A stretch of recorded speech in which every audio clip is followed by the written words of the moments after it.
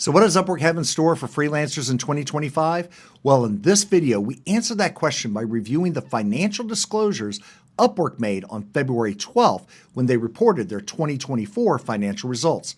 There is a lot that they share that could have a direct impact for freelancers on the platform, and I'm excited to tell you what they are.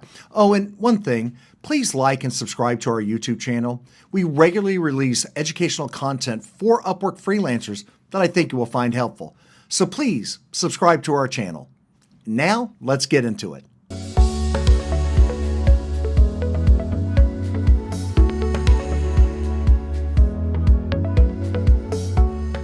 Okay, so let's get into the public information that Upwork released in February 12th.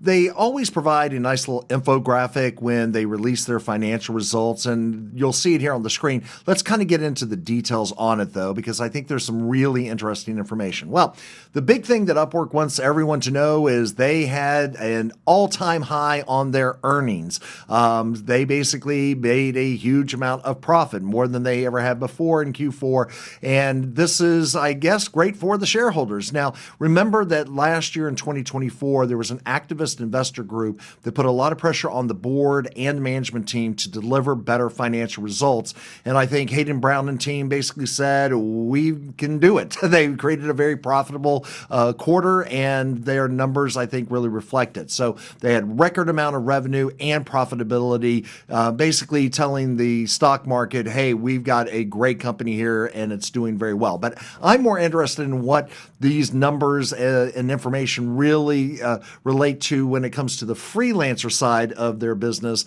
versus the stock market side of their business. So if we take a look at this, they made 26.2% adjusted EBITDA, which is great. Their gross service volume, that's the amount of money they collected from all the clients that have been putting jobs out there, was about $4 billion. They achieved record high revenue, profitability, and cash, primarily because they're taking more from that $4 billion. They're basically saying, you know, we went to about 18.1%, I think, of all the money we collected. That's what we were keeping. It's called a take rate. So they actually had improved their numbers. And again, congratulations to them and the stock market and the shareholders. But that's not what I care about. What I care about, though, is some of the other things they put in there. All right. The one thing that they added, and you know, they're really trying to highlight certain things in this infographic, is that they have done a great job reaching out to enterprise clients. This was a big focus for them last year, and they offered this Upwork Business Plus program to deliver more self-service models to their enterprise clients, and so they were very happy with that. The other thing that I thought was really interesting, and I think will have implications for freelancers, is their managed service offering, which is kind of a combination of AI and human touch points, so that clients, the bigger clients, can say, we have this project, go find the right talent for this project and help us manage this project. So I think this is an interesting trend, and I think it will have implications for freelancers ongoing because it had a 12% year-over-year growth rate.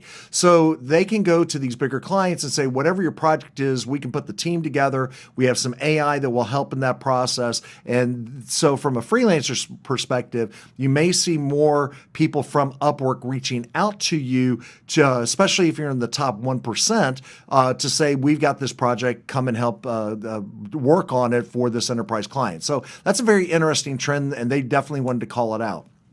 The other thing that has direct implication to freelancers is the growth in the ads and monetization systems. Now, when you think of ads on Upwork, you know, clients can pay extra to feature their job postings. Well, that's one part of the equation, but we all know as freelancers that the majority of those ads are money that we are spending as freelancers to boost our profiles, to spend connects to apply for a job, to boost connects for proposals. It's kind of crazy, isn't it? That 51%, it is skyrocketing, meaning more freelancers freelancers are willing to spend more money to go after jobs. And this has big implications. The other thing that you should know as a freelancer is more people are choosing to buy that Freelancer Plus subscription. It saw 58% year-over-year increase. That means that more freelancers are willing to spend money to go and get more details about a job. Yeah, you get some extra connects with it, but we all know it's not enough. And then they're using not only that tool, but they're also aggressively buying more connects to boost those profiles, to go ahead and to boost those proposals, to basically try whatever they can to stand out. All right, the next thing that is in this that is really important, and this really dominated almost all of their discussions when they were talking about their financial results, is how they have embraced AI, both internally as well as the quality of work that's coming in that is AI related. And what you're seeing here is that they basically saw a huge increase in AI related work on the platform. This has big implications for freelancers because, and you'll see here shortly, that essentially there is a lot more AI jobs coming out there, and there's not only good jobs, but high paying jobs, which means very quickly you're going to see a flood of people going after that. When I mean people, of course, freelancers. So couple of things that they wanted to point out: that one, that their internal AI tool called Uma has been used by freelancers for proposal writing. I have a whole video about the problems with that and why PouncerAI is better, but of course I'm biased. And they also, of course, reference the fact that candidate evaluations are being part of that AI mix as well. So when they're looking at posting a freelancer to a particular job or recommending, they're starting to put that AI touch point into there. The other big news that I really don't think has gotten a lot of attention, but should, and we're going to talk about in this video, is that they did buy a startup called Objective AI back in November of 2024. And as of right now, they are fully integrated into the Upwork Lab ecosystem. I believe, reporting to Andrew, who's the head of AI for Upwork, a very, very smart individual. And we're going to talk a lot about what this means, because I really think this has some pretty big implications for freelancers on the platform. So those were the 4 points they really wanted to get across. We made a lot of money. We got a lot more enterprise customers. We're making more money from freelancers because they're basically spending more to advertise and to get our premium services. And AI is everywhere throughout the organization. Okay. So what's the good news as I see it from there? Well, I think the top line news for freelancers is there is growing demand for AI-related work. They saw a 60% year-over-year increase in it. And not only that, but these are the higher paying AI jobs. These are ones that are paying a premium to find talent that has that expertise. So the demand for these skills, especially for prompt engineers, are skyrocketing. They point out the prompt engineering has surged by 93%. So this is, I think, a very good opportunity for anyone who has any AI expertise to be focusing on these types of jobs, because they see a huge growth in there. I also think there's some challenges, but we'll talk about that later. All right. The other good news is there's improved job postings out there. Again, because of Uma, their AI tool, what they're seeing is about 70% of job postings that clients are putting on the platform are actually using their AI tool. So I think this is good news for a couple of reasons. One, I think we're going to get better descriptions as freelancers on what clients actually need.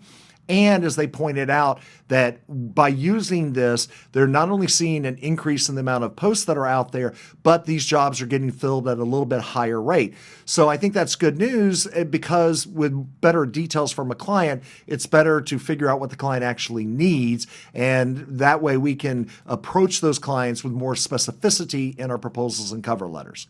The other thing that I think is good news is there's just more enterprise customers on the platform. And they not only showed a big growth, but enterprise customers tend to have higher value contracts. After all, they have a lot more money to spend. They have a lot more complex needs. So I think that's actually good news for freelancers, especially the top tier of freelancers, that there are just going to be more opportunities to work with bigger companies that have bigger budgets and hopefully on bigger projects that are long term. So I think that's also in the good news category for freelancers.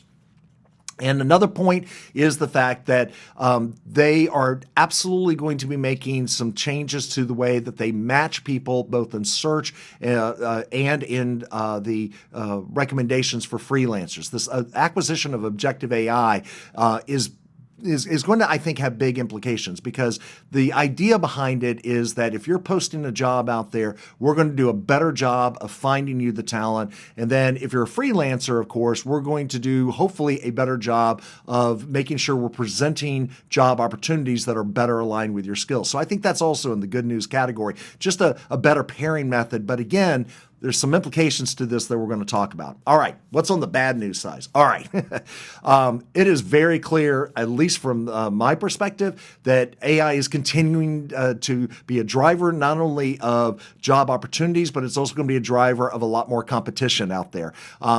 Again, this just makes sense. As freelancers, we want to go to where the work is, and especially higher paying work. And what Upwork has said is that there's a lot of high paying work that's coming into the platform in the AI space. So if that's the case, with that amount of supply of high paying jobs, the demand for it from freelancers is just going to gravitate towards it, and basically it's going to get more competitive. That's something we have to be keenly aware of, that there's great opportunities, but there are a lot of people chasing after it. So my key takeaway from this is you better learn how to spell AI. It better kind of permeate your experience, at least for the near term, on Upwork. The other bad news, I think, is it's just going to cost more to stand out. As you saw in their financial numbers, they saw a 51% increase in the people who are buying connects out there, and also a 58% increase in the people who are buying that Freelancer Plus. In other words, people are just spending more money. When I say people, freelancers are just spending more money to go after the jobs. That's really what it comes down to. They're willing to spend the money, and because of that, costs are going to increase out there. It is going to get expensive to connect with a client, whether it's in boosting your profile, whether it's boosting your proposal, whether it's just applying to a job that you see without any boosting. There's just a lot of freelancers coming to the platform saying, I will spend the money to be ahead of everybody else. And so it's going to cost everybody, I think, a little bit more. The other big thing that really stuck out at me is that the total number of active clients pretty much stayed the same. It was about a 2% decrease, but I think we should think about this as a pie, right? We're all looking at this pie, and the pie didn't get bigger, meaning there weren't more clients on the platform putting more jobs on the platform. The pie was essentially about the same size. The difference is the pie is getting a little deeper, meaning that while they're not expanding the client base, those jobs, especially from those enterprise customers, are going to make each one of those slices a little bit fatter. So we're really at a point now where if you're thinking about enterprise work, I think the good news is that those opportunities are going to be out there, and they're putting so much focus on it that I don't think you're going to see kind of those smaller jobs coming in from smaller clients, because that's not where their focus is. And to be frank, I wish it was a bigger pie. I wish there were more clients on platform posting more jobs out there, providing more opportunities. But that's not the case. So, and I think the other bad news is they really pointed this out, is that they expect 2025 to be very similar to 2024, both on a financial results and kind of activity on the platform. They made a very cautious statement about, look, we really don't know what 2025 is going to look like. So my key takeaway from this is that 2024 results that you've been getting probably will be the same results in 2025, unless you shift to some of these more lucrative areas like AI. So I don't think the pie has gotten big enough that there's just more opportunities coming in. I think those opportunities are kind of finite, but they're shifting to a different slice of that pie. So that's kind of in bad news. I just wish there were more people on there, but 2025, I wouldn't expect to be any different than 2024. Okay, so some key takeaway thoughts on this. The very first thing is AI everything. I think as a freelancer, it is essential to be thinking about how you put AI into your skill sets. And more importantly, how do you take legacy things that people have traditionally looked for freelancers on Upwork? how can you incorporate AI into them? So for example, if you're doing WordPress work, how does AI intersect with WordPress? Are you doing SEO work or social media or graphic design? Where is AI intersecting with those legacy things or jobs that have been done before? Because I think when you think of clients who have a website, let's say, they're probably going to be thinking, how do I put a chatbot on there? How do we put some of these AI tools for customer service or recommendations?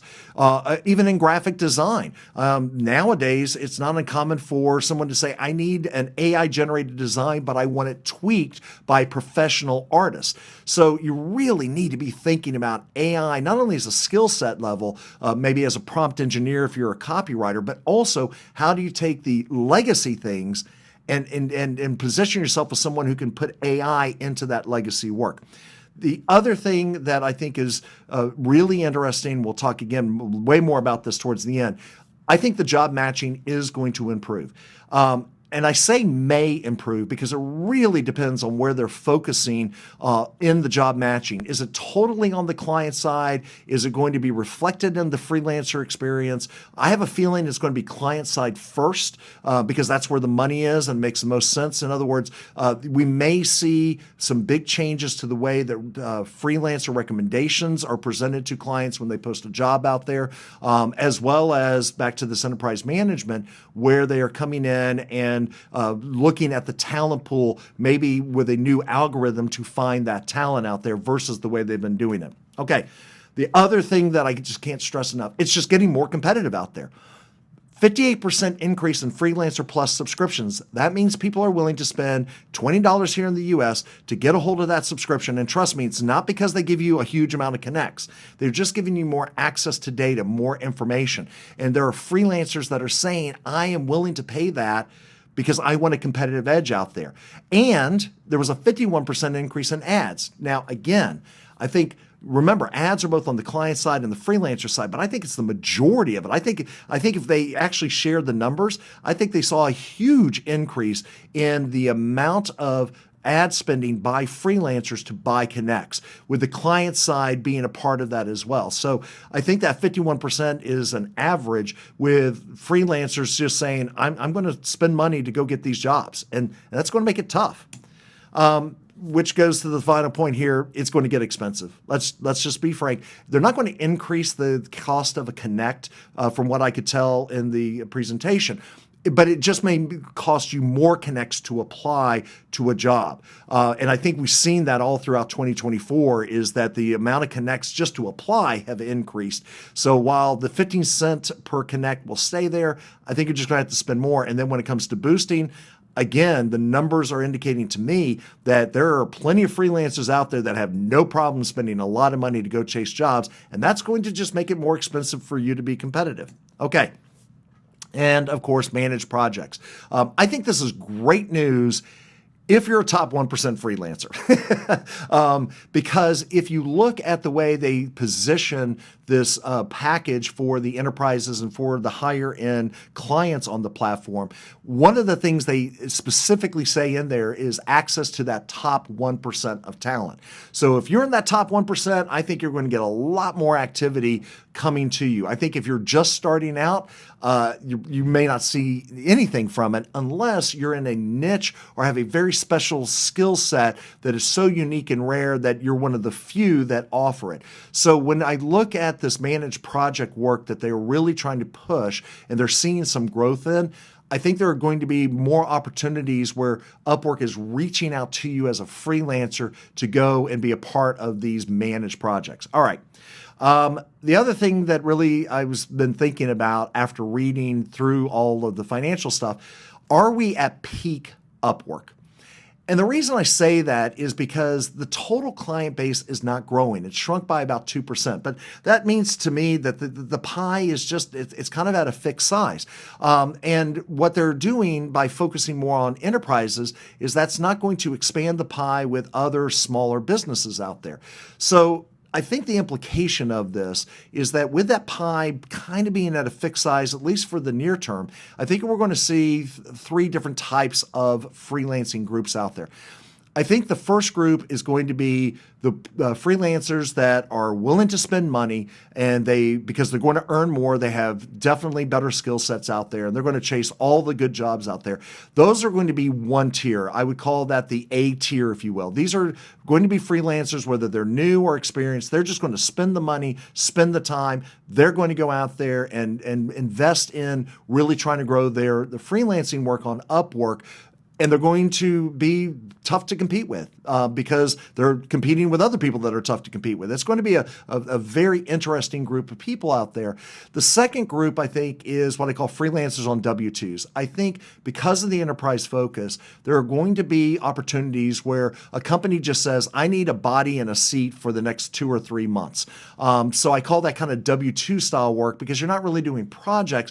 What you're literally doing is subcontracting your services via Upwork to these enterprise clients for a period of time. And those, I think, are going to be very good opportunities, especially for people who are more comfortable with a longer term commitment and not really comfortable going after piecemeal or project-based work.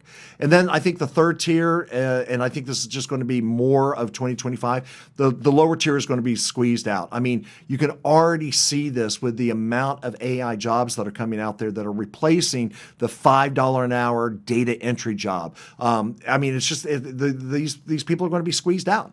And I think even more so that if you're not moving up in your freelancing experience, getting more jobs out there, and of course, improving your AI skills for those jobs, I think you're going to get squeezed out too because the demand is just so high. And if you're doing traditional work, there will be opportunities there for you, but they won't be at the same, I think, volume or benefit, i.e. the amount that they're paying. So I just think that if you're at the bottom tier, you need to be very concerned because I think they are intentionally trying to squeeze out the lower tier and just leave the higher tier at in the platform, which makes sense for them. Think about it. They make more money if they're the higher tier or higher caliber freelancer on the platform. So these are the three groups that I think are really going to be affected when what I call peak Upwork. All right. So what's kind of our checklist? Well, I think, basically going through this AI your Upwork, and we're going to talk about that here next. You need to sit there and AI everything. AI your skill set, figure out how to position yourself in your profile, make sure when you're submitting proposals that you're mentioning AI or at least applying for AI jobs and mentioning it, I should say.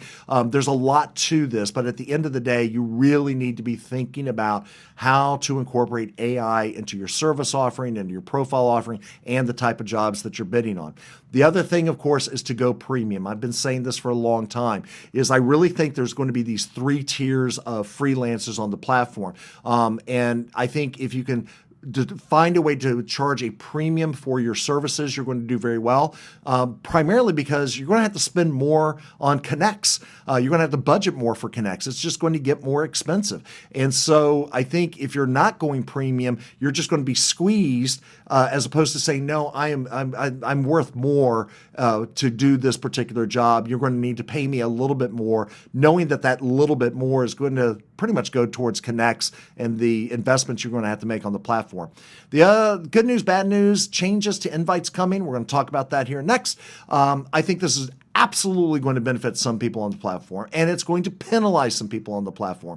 So this is going to be good news, bad news. We don't know yet because we haven't really seen it, but just be prepared that if you've been getting lots of invites recently and then all of a sudden they start to dry up, maybe because of some of these changes they're doing to the back end that we'll talk about. And then finally, if you had a great 2024, I bet you're going to have a great 2025. If 2024 was lousy for you, it may not change unless you start to make some fundamental changes out there to your freelancing profile, the types of jobs, the proposals, everything. Okay. So we're going to kind of end on the Upwork and AI in 2025 since it was a major part of their announcement. And I want to focus a little bit on Objective AI, which is this acquisition they made. Now, this was a stealth startup that raised about $14 million, and they basically designed a way to say, all that data out there, all those videos, images, audio, text, databases, et cetera, we're going to put an AI search system on top of it. And they designed it for developers to add this AI search capability to their website. So if you were building, let's say, an e-commerce site, you could use their tool and embed this AI search recommendation system. You could take a picture, it would find other things. It really was kind of an interesting product that they had created up. Well, in November, Upwork decided to buy this company and bring the entire team into Upwork Labs. Now, the one thing that you should know about AI search systems is, they're data hogs. They just love data, of course. And so part of that data is the activity that people do within a platform and, of course, the data in there so that they can infer similarity between things. Or what I really mean by that is basically the more you engage with similar things, the more the system tailors the recommendation. And this makes sense, right? Is that if you're constantly looking for this shade of red versus that shade of red, then the AI system will know, even though the color says red in the description, what he's looking for is this particular color, not this particular color. So it's a fairly sophisticated way of matching things, but a big part of that is the fact that your activity on the platform is a signal to the AI system, in addition to the data that they have on their platform. Activity and data, so they can infer similarity between the job, between the freelancer, etc. So what is our AI prep list? Based on what I understand about how AI works, I think there's 4 things you really need to be thinking about. Number 1, does your profile and your work history match each other?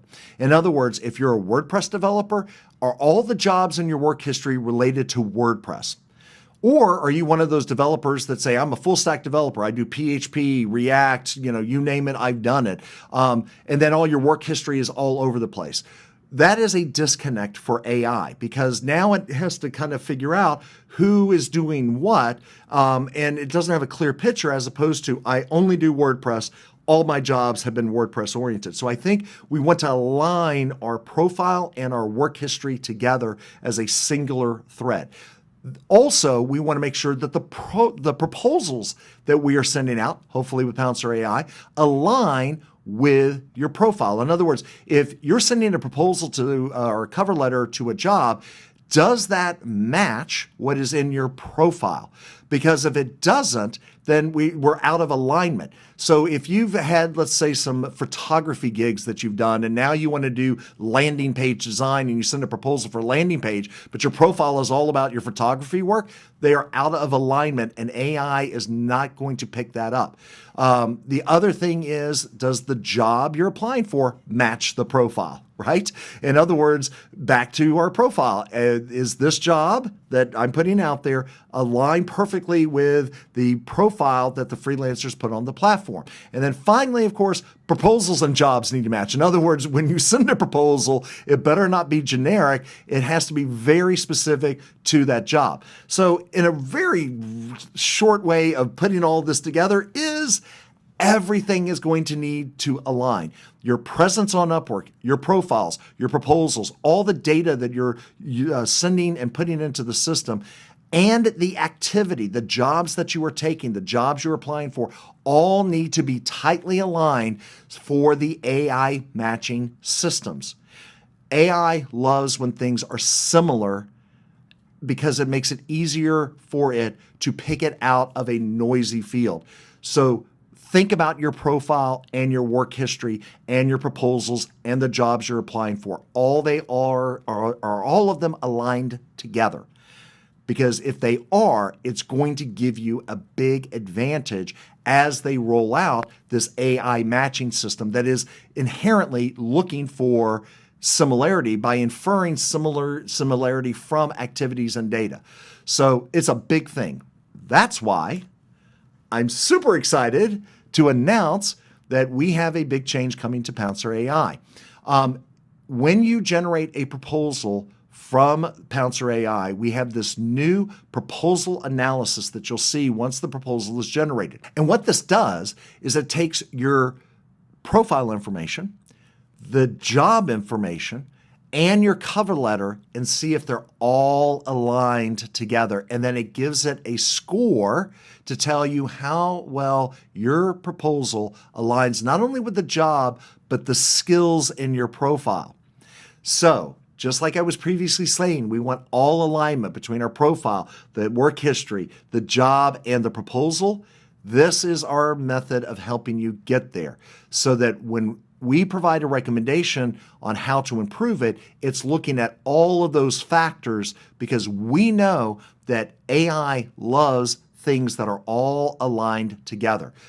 We're excited to have this in your possession here shortly. We are in testing on it right now as I record this video. It works beautifully. We did a lot of internal testing. We're getting external testers out there. This is going to be, I think, really, really helpful to you to make sure that your proposals and the jobs and your profile, everything's in that perfect alignment so that not only will the client open it, but hopefully that the AI system, as it gets rolled into the Upwork ecosystem, starts to see that, oh, this person wrote a great proposal for a job that are all perfectly aligned. So excited for you to get a hold of this, and it will come out very shortly, so check your email. All right. That's it for me. I think there are interesting things coming afoot in 2025. And as always, we are here to help you get more work from Upwork. So feel free to leave a comment. Please like and subscribe. Join our community site. We want to be there for you as these changes are implemented because together we hope that we will be a very profitable 2025 for all of us. Thank you again for watching. Thank you for watching the video, and if you're not already subscribed, please go ahead and subscribe to our channel here. More importantly, if you found it useful, please share it with your friends. And one more thing, if you're looking for some great tools to help you succeed on Upwork, go check out PouncerAI. We think you'll like it.